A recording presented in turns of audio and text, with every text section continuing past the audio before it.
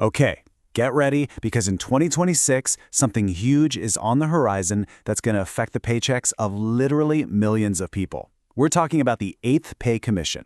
Now, if you're a central government employee or a pensioner, you absolutely need to know what's going on. So what is this thing and what could it really mean for your bank account? Let's dive in and unpack it. First off, let's just wrap our heads around the sheer scale we're talking about here. This isn't just some small policy change.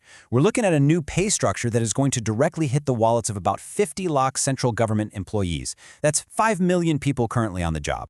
And believe it or not, that's not even everyone. On top of those 50 lakh employees, another 65 lakh pensioners are also going to see their benefits get a makeover. So you do the math.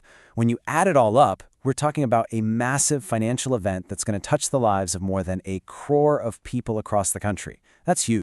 So what exactly is this big event? Well, it's the 8th Pay Commission, and it's set to kick in on January 1st, 2026. You see, these commissions are set up like clockwork, every 10 years, and they have one main job: to take a good, hard look at the pay, the allowances, and the pension system for all central government staff, and then recommend some changes. Now, to really get what's happening next, we kind of have to look back at how we got here. The old government pay system, well, it was famously complicated. Like really complicated. But thankfully, it's gone through a huge simplification that I think everyone was happy about. Let's see how that all went down. And this really shows you the difference, night and day. The old system, the one from the 6th Pay Commission, was this tangled mess of things called pay bands and grade pays. It was so confusing. Trying to figure out where you stood or how your salary would grow was a nightmare. Then, boom, the 7th Pay Commission came along and just wiped the slate clean, bringing in something called the pay matrix. One single, simple, easy-to-read table. A total game changer. Yeah, just look at that old system. You can see exactly what I'm talking about. You've got these different pay bands, and then stuffed inside each one are all these different grade pays. It was a massive headache, not just for the employees, but for the poor folks in administration who had to figure it all out. This is that tangled web we were so happy to get rid of. So here's a quick history lesson. You can see that clear 10-year pattern, right? Back in 2008, the 6th Commission gave us those complicated pay bands. Then, in 2016, the 7th Commission brought in the revolutionary pay matrix. And now here we are, with all eyes on 2026 for the next big update from the 8th Pay Commission. Okay, so if the system is just one simple table now, how do they actually figure out the pay raise? It's a great question. And the answer boils down to one single, super important number. It's called the fitment factor. You can pretty much think of it as the magic multiplier. So what is it? Put simply, the fitment factor is the number they use to multiply your current basic pay to get your new basic pay. And basic pay, that's the core of your salary, right? It's the fixed part, before they add on all the other allowances.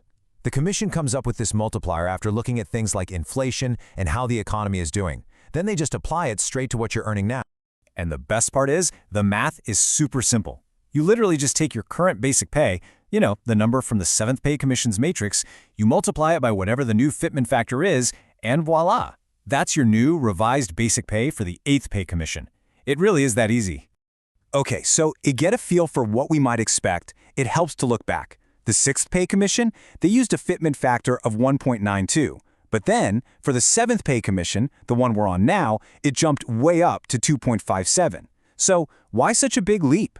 Well, it probably had a lot to do with adjusting for higher inflation and just the general economic growth over that 10-year period.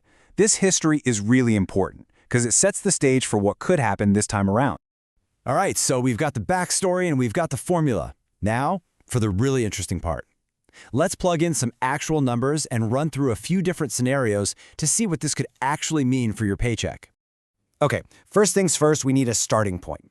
Right now, under the 7th Pay Commission, the minimum basic pay for someone just starting out at level 1 is 18,000 rupees. If you're at level 5, that number is 29,200. And for an officer at level 10, the basic pay starts at 56,100. Got it? Good.